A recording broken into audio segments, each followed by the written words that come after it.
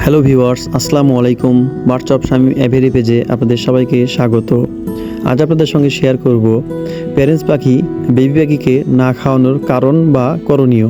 তো এই বিষয়ে আমার কিছু ফলোয়ার এবং ছোট ভাই আমাকে রিকোয়েস্ট করেছে যে ভাই, আমাদের প্যারেন্টস পাখিগুলো বেবি পাখিকে ফিডিং করাচ্ছে না।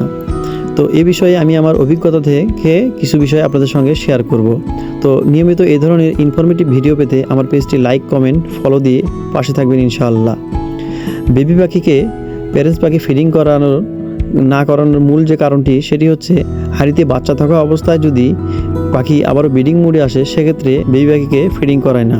এ বিষয়ে আমাদের করণীয়, এ বিষয়ে আমরা প্রথম যে কাজটি করতে পারি সেটি হচ্ছে আমাদের বাসায় সেম এজের পাখি, সেম বাচ্চা সহ যদি অন্য পেয়ার থাকে, সেক্ষেত্রে আমরা ঘরের লাইট অফ করে দিয়ে এই বাচ্চাগুলোকে ওই সব পাখির সেম এজের যেখানে বেবি রয়েছে সেখানে যদি আমরা দিতে পারি, তবে ওই প্যারেন্টস পাখিগুলো এই বাচ্চাগুলোকে নিজের বেবি মনে করে সুন্দরভাবে ফিডিং করাবে।